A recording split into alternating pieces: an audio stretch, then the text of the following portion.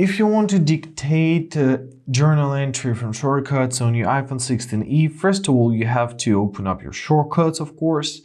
Now let's press plus at the top right corner. And as the first action, we have to choose dictate text. There it is. Now let's add up another action such as journal entry, create entry.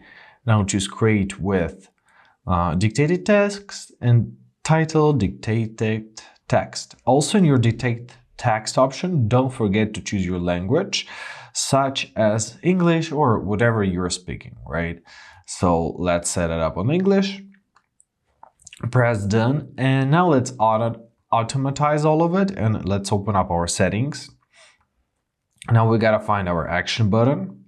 Make sure to choose it on a shortcut and choose a correct entry. Now let's locate our action button. For those who don't know, it's on the left side of the screen. There it is. And if we're gonna hold it and speak something like, for example, this day was cloudy, right, we will get it right into our notes. And there how it works in our journal, I'm sorry.